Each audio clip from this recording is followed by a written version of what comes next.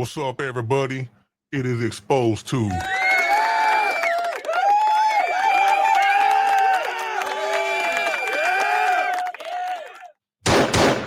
Coming right back at it once again. Gonna do a quick little reaction. An officer Villa who made his decision. So he dropped a video earlier talking about a story from New Folsom.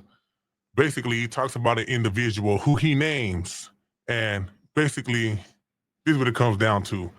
He's speaking about when they went to the blocks and they asked this individual and people on that block, is he willing to put in work, go on missions and go do all that stuff? And that the man said, hell nah, because he was waiting for pending appeals. I've heard that before with individuals. But ultimately, Joker goes on to speak of this man's ultimate decision. And that's what we're going to listen to. Let's get into it. At the time, C facility in New Folsom, I've told stories about this, had a curfew. And you could only be on that yard at that time up until 2000. Remember, this is 95. You could only be on that yard 9 months for the Southerners. And that was very lenient. You never heard of any other place where you could be somewhere that long, right?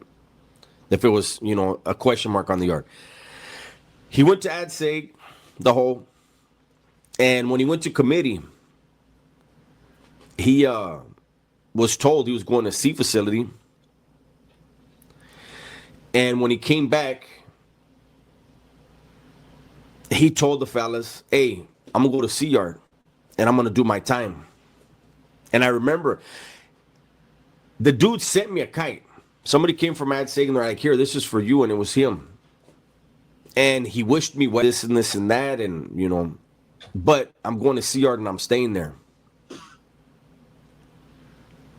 And I remember thinking to myself, how do you do that?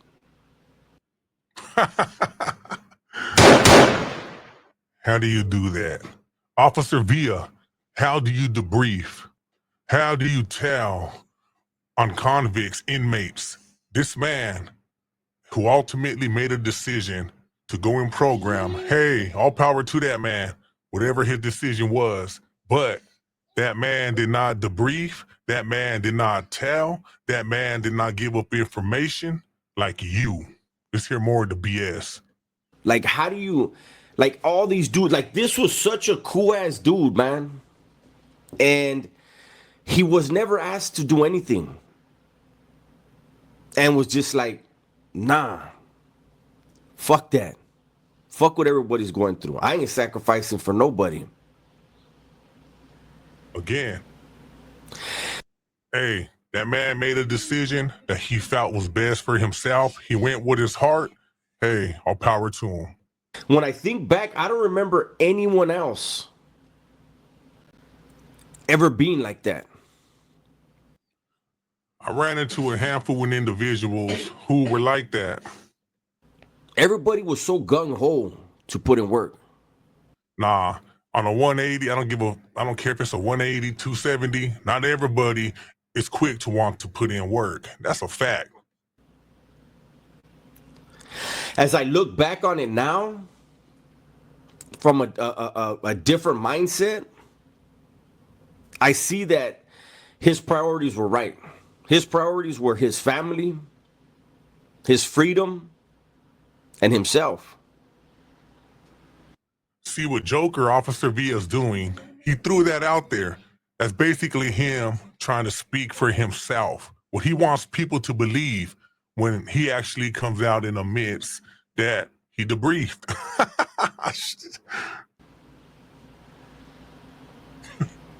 Hey, you guys see how he sits right there looking all stupid, staring like, oh, here it is, here comes the knowledge. It's just, I still trip out on it because there was no way that at that age I could have made the same decision. All right, check this out. That's what I wanted you people to hear. Joker, Officer Villa, Johnny Brasco. He threw his hands, he threw it in, he threw in the rag. he ran to IGI, the Institutional Gang Investigators, and ISU. And he basically said, hey, that's it. I got to get out of here. I'm done. He was maybe like 29 at the time, maybe 29. And man, whatsoever. anyways, yeah, let's take this lame off the stage. He made Joker, John Villa, Johnny Brasco, the debriefer. The decision that he made was to debrief. The man, the myth, the snitch. And what he fails to enlighten to his subscribers are the lost years of Johnny Villa. And those years are probably very, very shady. Him out there gambling with chomos, embracing chomos, making spreads with them. That's sad. So he could continue to lie to his subscribers.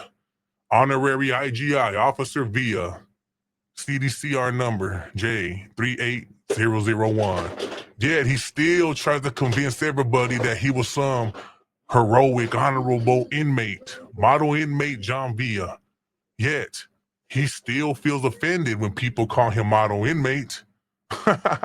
And what it has come to is Skittles being his sidekick and Johnny Villa being the TikTok predator playing games with little kids or whoever he plays with.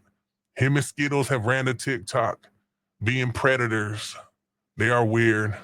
And it is very, very disturbing what Johnny Brasco has became. So everybody, don't be deceived by the mask that this charlatan puts on. He made his ultimate decision, and that decision he has to live with. And he does feel guilt. He feels shame. He feels dishonor. No one likes a rat. He told on people within prison and got them put inside of a prison within a prison. This lame, this coward got other inmates' points to be validated. But all that fell when they kicked everybody out of the shoes and they shut them down. So all that ratting that Johnny Villa did, all that snitching that he did, it was a waste, Johnny Villa. Anyways, I just wanted to come through and get my little clown on real quick. The ultimate outcome of Johnny Villa. The lost years.